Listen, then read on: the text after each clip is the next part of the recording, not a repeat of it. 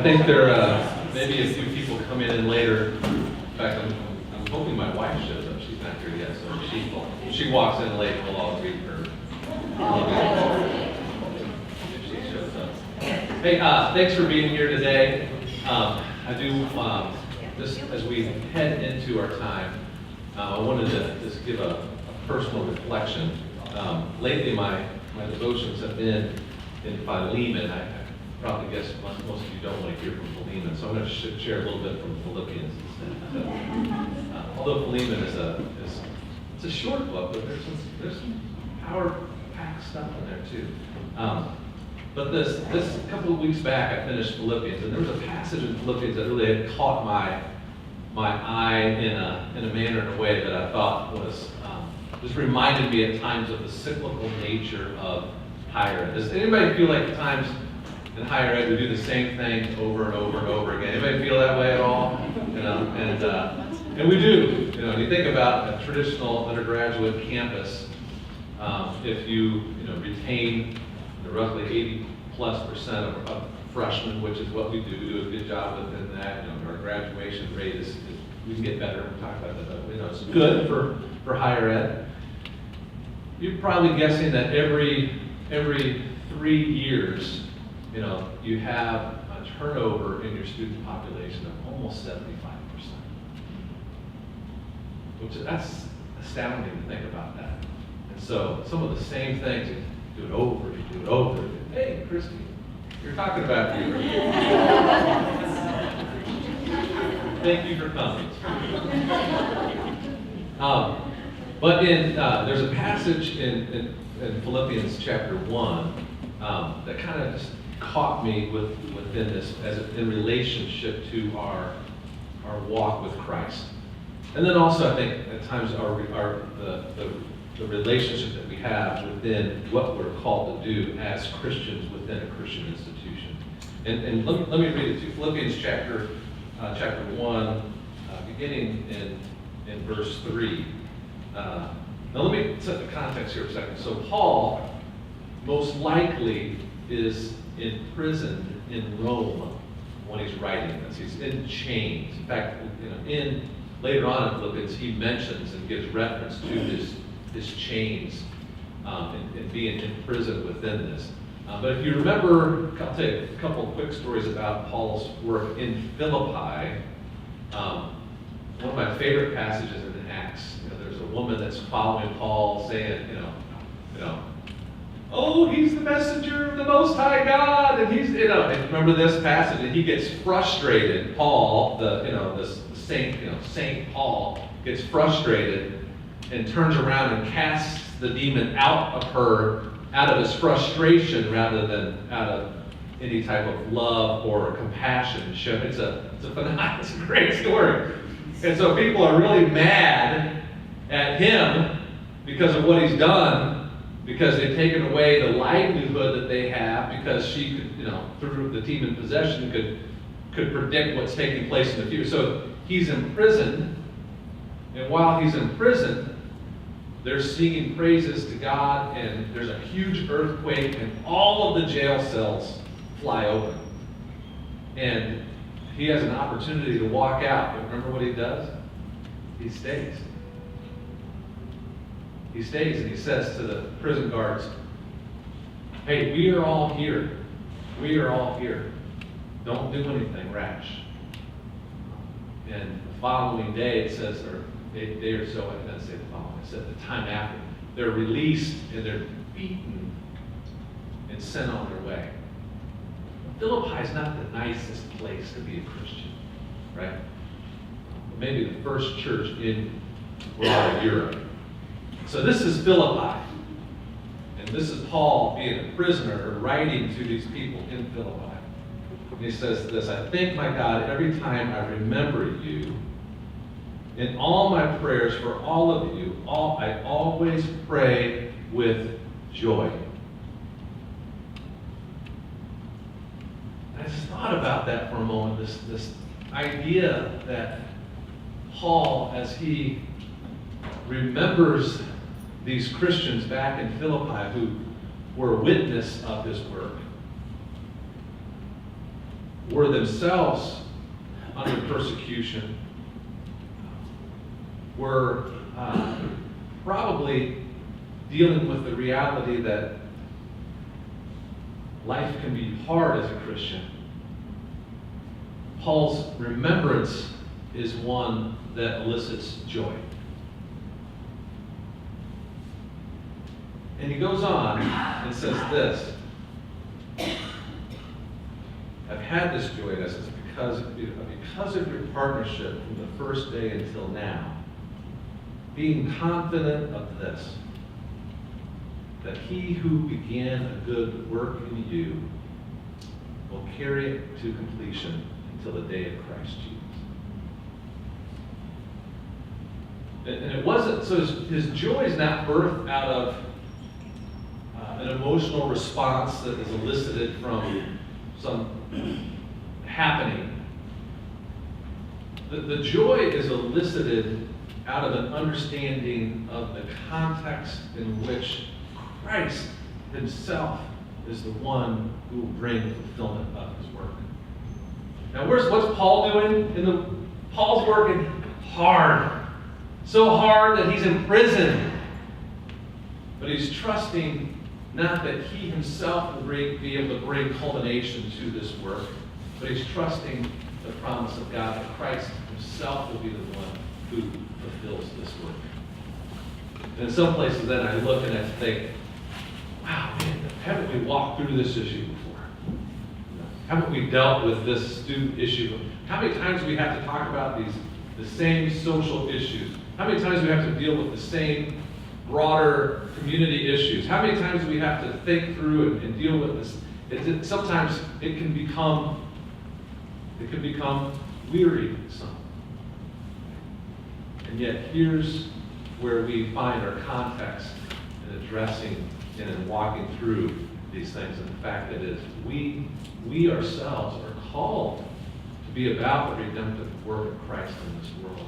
But we're also called to have an understanding that while we work hard and while we are diligent and committed, it does not depend upon us to bring fulfillment. It is Christ himself who will fulfill the work. And the joy comes in the fact that we get to be a participant in God working his redemption and his reconciliation out within his body. And the joy comes in the fact that we can have confidence that he who began the good work in you is faithful and will complete it in his time and in his manner and in his way.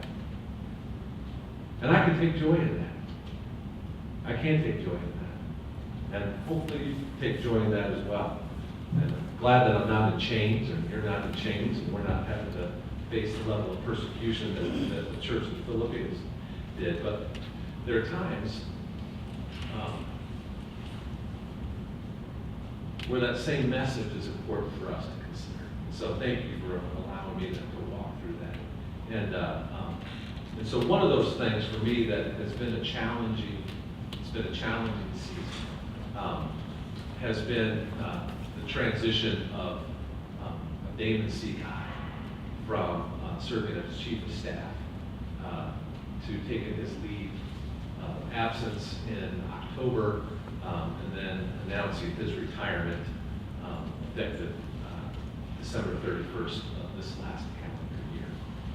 And all of you are familiar with who Damon is and how he lived his life, how he invested in this community. And it was the right time and the right decision for him to make those choices. But that gives us a chance then to take a step back and say, how do we then move forward? And so even if this is the right thing, how do we then move forward in advancing what we need to do? And so Rhonda Starbuck, who's in the back, Rhonda? Rhonda agreed at that point in time, just for my sanity, to step in and to fill the role as assistant to the president in an interim basis. And beginning February 1st, she accepted that position as a permanent placement. So Rhonda is now serving as an assistant to the president in my office now. And that then also then gives us an opportunity to step back and say, okay, how do we now think about cabinet structure? And what is the way that we utilize the positions and the staff positions within the cabinet to in the best manner and the best possible means to accomplish what we need to accomplish as an institution. And I think I shared this with you in the past. And one of the things that the board has continued to push me on is to spend more and more of my time away from campus. In fact, this year so far, this calendar year, I've been on the road 4 of 6 weeks, and so few times in my own bed and a few times in my own office. But those are the things that the cabinet is pushing me more and more to do. And so, with some of this transition, it does provide us an opportunity to take a step back and to begin to evaluate and think, okay, how do we want the cabinet to be structured? What is the best way for us to move forward? And so we are in a process. I'm not here to tell you any announcement of how things will take shape other than Rhonda has agreed to serve in that capacity. But we will begin to examine how do we structure university leadership in a way that allows us to accomplish what we need to accomplish, but that allows me to freely be away from the campus at the level in which the board desires me to be away. And really the reason for that is really it's twofold. One is to be a broader face within the broader community around Spring Arbor, not Spring Arbor proper, but where our footprint impacts our world. But then the second component of that is fundraising purposes. And we have a variety of different components that we really have to begin to look through at. You will be hearing again within the next couple months of a couple campaigns that we're going to want to launch. One is a campaign that will be focused on endowment growth. It'll be titled Freedom to Educate. We talked a little bit about that. We've had some preliminary feelers out with some small groups around the country to get people's traction and their perspective on this, and it seems to be going very well. But one of the targets that we have is to grow our endowment to $200 million. That's a lot of money. $200 million. In fact, when I came in 2007, our endowment was just over $7 million. I think about $200 million. Well, the thing that's been unbelievable to see is through those times and the great work of the advancement team, and Danny Lacey's not here. We need to continue to lift up Danny Lacey and what he's facing and physically as well.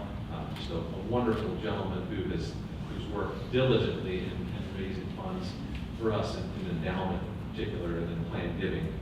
But our expectancies are the money that we are aware of that are in people's estate plans that will come to us and help build our endowment. In 2009, when I came here, I think our expectancies were in the neighborhood of about $17 million. Today, we're on the verge of eclipsing $70 million in expectancies. And that is tremendous work. And I'm going to tell you this, the people that have been out there telling those stories and sharing what's taking place at Spring Arbor University, there are people out there that absolutely are enthralled by who we are and what we do. Because we really are a unique place within the landscape of higher ed. And it's a beautiful thing to behold, it's a beautiful story to share, and people are inspired by it. And so, but we need to have that expectancy number continue to grow. We need to have that endowment number continue to grow so that we can be free to provide the type of education that we have provided since 1873. That's our hope, that's our desire. Another component, priority that we're going to see that will be laid out, we'll announce it with greater formality, is the need to expand and renovate our science facility. That is a huge need for us, particularly as we look at how the need of higher education is taking shape nationally.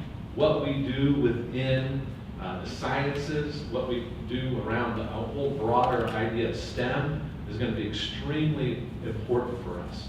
And so we will be launching a campaign to raise money to expand and renovate that facility. And that's an expensive undertaking. That's a very expensive undertaking. That's not a few $1 million. That's pushing, 10, 15, $20 million on that project. We don't have the project cost yet. We're on the very beginning parts of that, but those are some of the things that they're going to be pushing me towards. So we're going to begin to think through how do we create the best structure institutionally to allow that type of flexibility for me and for Doug Wilcox and for the members of the advancement team to be out and to be doing that. And here's the thing, people have been unbelievably generous with us. It's fun to see how God takes the needs of the institution and aligns them with people's passions. It's a beautiful thing, okay? Because here's the last thing you want to do, is to have somebody say, I want to give this type of money for this type of project, and you say, well, forget that. Let me tell you about this project. In fact, I'm going to tell a stupid story. No, I'm not going to tell a stupid story. I thought better of it, Christy. I thought better of it. But when you have a need of an institution aligned with an area of a person's passion, it's a powerful thing to see. And over the course of the last number of years, we've seen that play itself out in a variety of ways. But the tennis courts, the new tennis courts, that's a great example, right? Bobby talked to me 5 years before the tennis courts were built about needing to go and build new tennis courts when I was over in advancement. I said, let's go do it. Let's figure out how to do it. We couldn't find any way to do it. Then all of a sudden, we have a beautiful couple that says, we love tennis and we'd like to help you build new tennis courts. What a tremendous thing. All right, or the track project. Again, another example of track, just a wonderful family who loves track and field, who said, we gave money to invest in this track facility in the past, and we noticed that when the foundation and the drainage didn't work real well, what if we gave some more money to do it right this time? What an amazing gift. I think of the Jaworski clinical space for nursing. To be able to take somebody's passion and align it with the need. So now that we have clinical spaces on campus for our nursing classes, what a tremendous gift. Or the renovation of our biochemistry lab. This huge need that we had because of all the nurses, because of the antiquated facilities we had in the science building. A foundation came forward and said, we'd like to be able to provide funds for you to renovate and create a state-of-the-art biochemistry lab for your campus. Those are phenomenal things. And so we do trust that this $200 million goal for our endowment is a reality. And we do trust that the funds that will be necessary to expand and renovate the science building are realities, because we've seen it take place within the life of our campus already, where the needs of our institution are aligned with the passions of people who observe and see the beauty of what's taking place at Spring Arbor University and say, I want to be a part of it. And it's a great thing to see. One of the things that we're moving forward right now is a place with that. So Aaron, go switch to the next slide. This summer, we'll be doing some renovation in the field house, in the existing field house. Will be renamed the McDonald Athletic Center, MAC. And if anybody knows who Coach Mack was, he was the father of all SAU athletics. The father of SAU athletics. I think he started the baseball team, he started both basketball teams, he started track, he started cross country. And so we have a family and actually a variety of different people. I'll tell you a really neat story. David McKenna reached out to Linda Schaub and then on to me. And he said, I've heard that you're doing something to honor Coach Mack within the arena. So one of the last things I tried to do was to honor Coach Mack in that arena, and I wasn't able to do it. he said, I'd like to come alongside and partner with that and get all the presidents that are still living, from me all the way to President Ellis, and we together corporately are going to invest in this project, because this is something that we need to do to honor Coach Mack and to create an environment like this for our athletes to participate in it. So this project is going to be, it's about a $1.3 million project. I believe the fundraising total is almost done for that project. And so that's, again, another project where the needs of the institution have aligned with the passion of the person. And they said, we'd like to honor Coach Mack in this manner and in this way. So you'll be seeing this take place this summer. So it'll be all new stadium seating. So there'll be bleachers on both ends of the court, but on the sides it'll actually be arena seating. So if you've been in the field house lately, and there's no handrails, and there's no backs, and if you're ever over there during a basketball game and you're trying to help Larry Starr up and down the bleachers, or any number of people up and down the bleachers, it can become quite a precarious thing. There are going to be handrails, this is awesome, seats with backs on it. It's going to be a beautiful facility. So that's a wonderful thing. I wanted to just let you see how some of the renderings of what that might look like. And again, the piece that we're looking at here, I'm going to move off this, but you can get that slide up.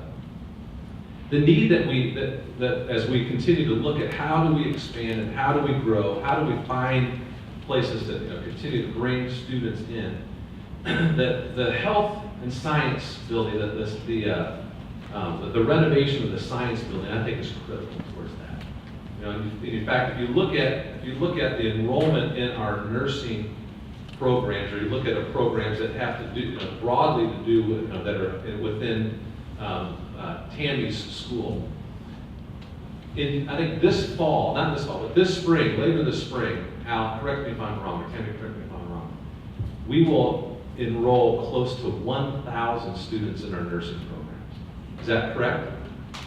We're past that. What? Over. We're over 1,000 already. Right.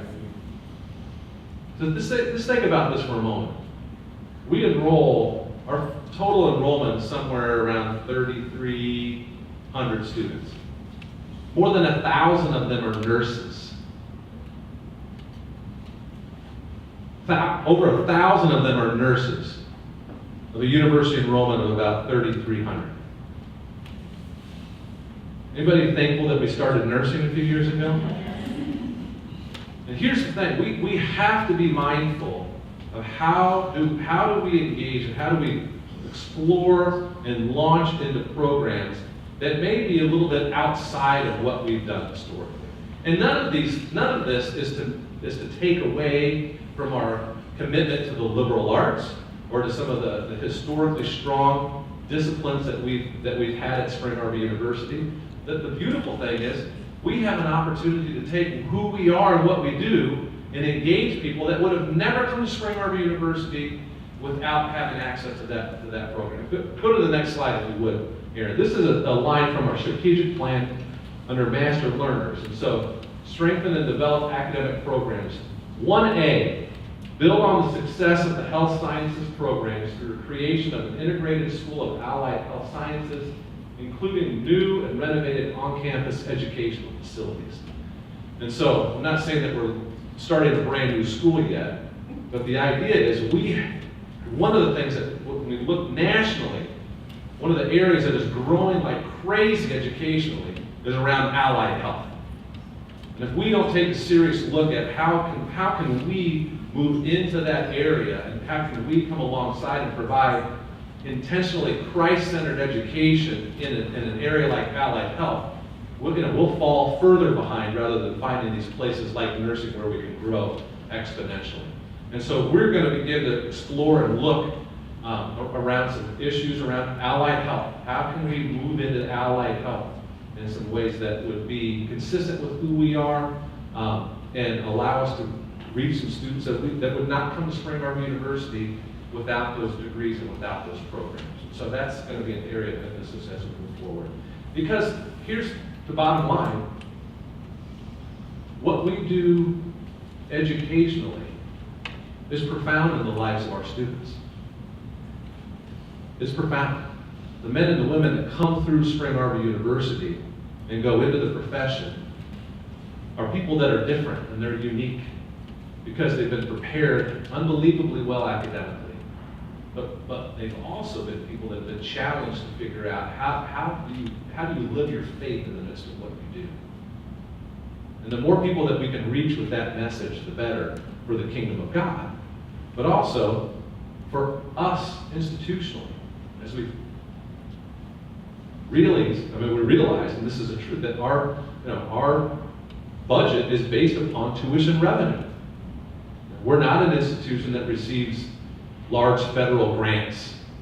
We're not an institution that receives any state funding. And so we grow revenue by expanding our student body. And this provides a wonderful opportunity for us to move into that. So related to that then is budget, right? So we are beginning the process of looking at planning for next year's budget.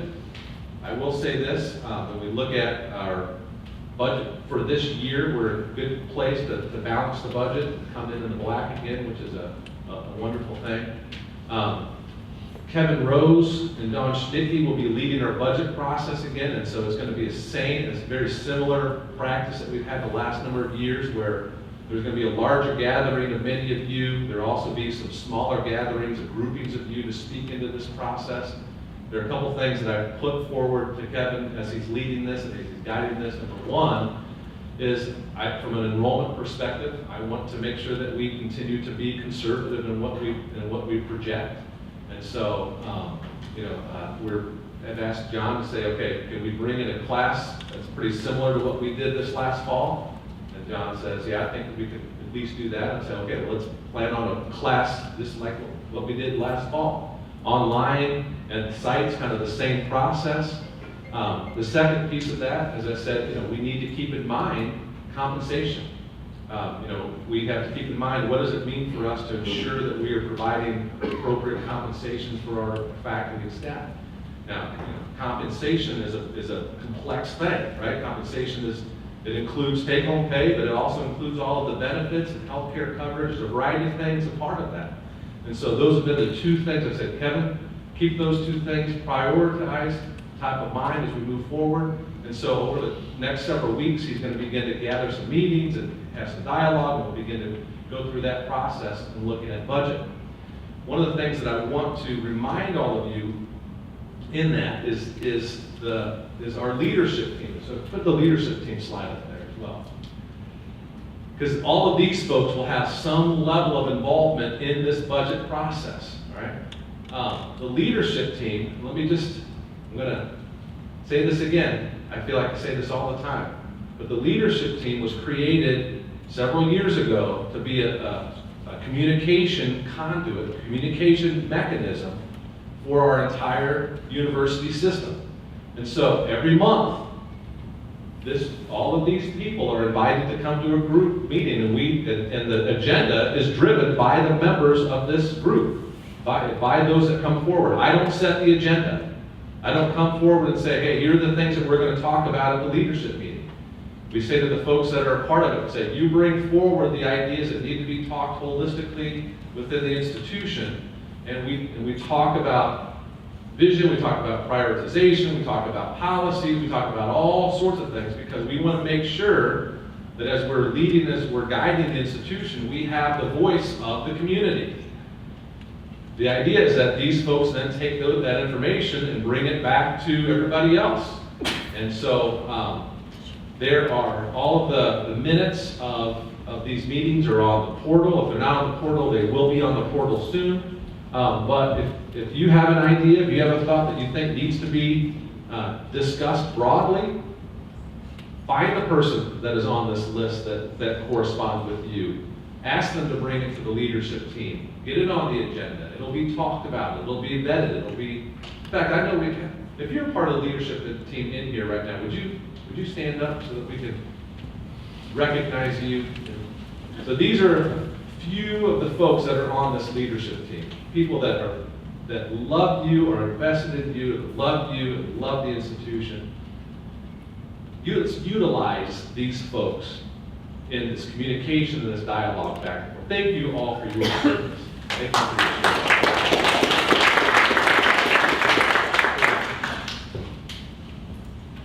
Then finally, I wanted to talk about two pieces of accreditation news. Okay, so number one is our School of Education accreditation visit. And I won't go into great detail about this, but if you remember, there used to be two groups that accredited teacher education. They combined into one, and through a series of happenstances, we just fell outside of the window of renewing the accreditation prior to that merger, and so now we're in the process of going through the accreditation for this brand new group called CAPE, I believe it's called. They will be here March 25th through the 27th, and they will be looking at what we do with the teacher prep. We have put together a whole case statement. We sent it to them. They've responded. It's a little bit different than what took place with the Higher Learning Commission. We actually sent in their response to your case statement ahead of time and say, here are all the things that we think you're doing really well. Here are the things that we need to dig deeper in. And so they've done that. They've done that. So we've written a response, and now we're planning that visit to address the variety of things that they've raised that they'd like to go a little bit deeper in. Both Dr. Linda Sherrill and Dr. Kimberly Rupert both believe that we are right on target, right exactly where we need to be able to demonstrate who we are and what we do. The Michigan Department of Education has actually said we'd like to come and be a part of that because we want these accreditors to know how valuable you are from a teacher prep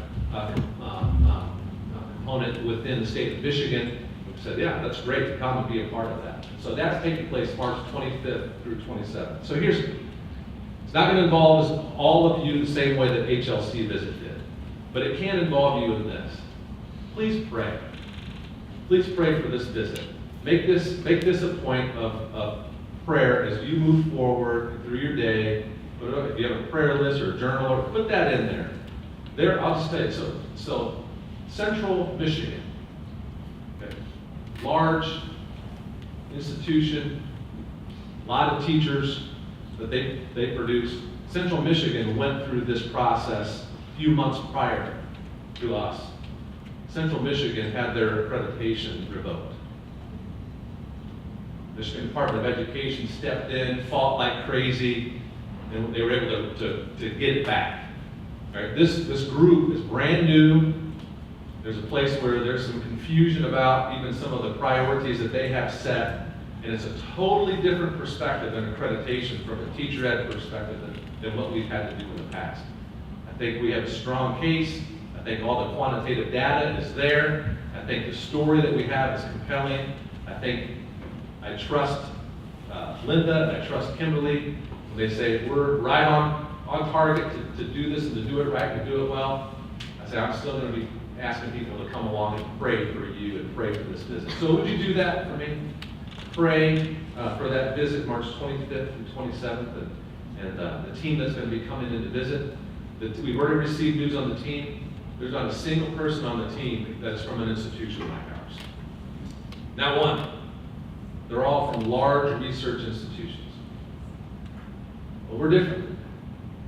So even just prayer for them to have a mindset of understanding what Christian private higher education looks like compared to a Research One institution. So please pray for that. And then on the HLC side, there's not a whole lot more to communicate, but I did want to, hold on a second. Not quite yet, almost here, I'll give you the high side. Where we are in that process. So again, if you remember when they came, they responded back. I think it was around Christmas time that we received their report, draft report. John led a team of review and response then for factual response. So we went through and we looked at all the facts. I think they had Kim's title messed. Asked me to get her title. I mess it up every time too. So, Vice President for Student Development. Oh. Vice President of Student Success and Quality. So corrected from a factual perspective. Then, after they send a clean version back in which we were able to make a response. So we wrote our response back and sent that back into the HLC. Then a two-person team reviews the assurance argument, they review the federal compliance document, they review the team's report, and they review our response. 4 documents that they review, and then they pass on their thoughts to the Higher Learning Commission board, and the board then either grants accreditation or puts you on some sort of performance evaluation, et cetera, et cetera, et cetera. I want to share with you the one-sheet summary of the review from the Higher Learning Commission. Okay, now we can click it. Met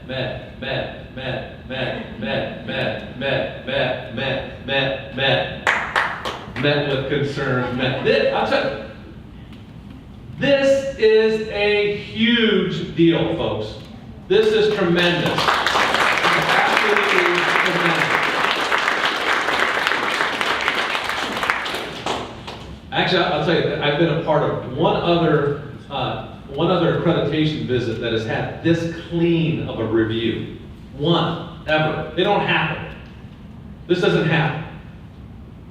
And the fact that the only issue that they had, that they said met with concerns, had to do with the new institutional effectiveness plans. And what they said was, we really love them. We're really excited to see how they'll play themselves out in the budget process and tie back into review. If you would, just make sure that you make that a part of your 4-year review. No iterative steps beyond that, but just make it a part of your 4-year review. We'd love to see what that is. That's absolutely outstanding. And so obviously we can't say anything unequivocally at this point in time about what the pronouncement will be, but seeing this is one of those things where I just, I remember I got this, I think it was just about 2 days before Christmas. And I thought, this is the very best Christmas gift that I could possibly get. And it was very easy then to write our response back, right? It was, yes, we agree with your assessment. Thank you for finding us absolutely awesome. And we agree. But that's great news, people. That is great news. And I know so many of you played an important role in preparing that document and showing up and participating in the days that they were here on campus. Many of you dropped all sorts of things to scamper around and gather data that needed to be gathered at the last minute. And many of you that spoke it even into the writing and the, Michael, stand up for 1 second. Michael Beachy. If you don't know Michael Beachy, get to know this guy. I don't know how much longer I hear you're going to grad school or something like that. So. We'll hear back there. Okay. I hope you don't get it. Michael did just yeoman's work in walking through and bringing final editorial remarks on a variety of things. And so, and I've thanked John 1,000 times. John said, you don't have to thank me anymore. So John, I'm not thanking anymore, I'm thanking Michael. Michael, thank you for the work that you did. I know that was behind the scenes and not many people were a part of that. But it was critical because what they read was just a strong document. And so, again, thank you, all of you, for the role that you played in that. I had a meeting with the executive committee of our board of trustees just last week, and I was trying to make this point to them, and I know John stood up and said, it's not that big a deal. John was saying that so that you wouldn't be nervous. It is that big of a deal, right? And this validation is a big deal. Now, who we are and what we do is strong. And when you have evaluators from all over the country, and they come in and they take a deep dive into your institution, and the only thing that they can find is that they really like this evaluation process. They just want to see how it plays itself out over the course of the next several years. There's a pretty strong statement that what we're doing is good, and what we're doing is right. And I'm going to come back to this passage in Philippians. Because sometimes, when we're in the midst of it, and we're doing it year after year after year after year, and it seems like sometimes we do the same things over and over and over and over and over again, we lose sight of the truth of this validation. And we lose sight of the truth of this word. We take great joy in who we are and what we do. It doesn't mean that we don't have some hard things. Paul's in chains, for crying out loud. We take great joy because the impact that we're having on this world for Christ and for His kingdom is enormous. People recognize it as different. Even if they're not Christians, they recognize it as different. And we celebrate this reality, what Paul took joy in as well. Christ is the one who's faithful to bring it to completion. Our job is to be faithful in the midst of the moment, day to day, moment by moment, interaction by interaction, year after year, as Christ leads and guides and fulfills His work. Thank you very much. This is a point to be celebrated, and you all are to be thankful. We're done.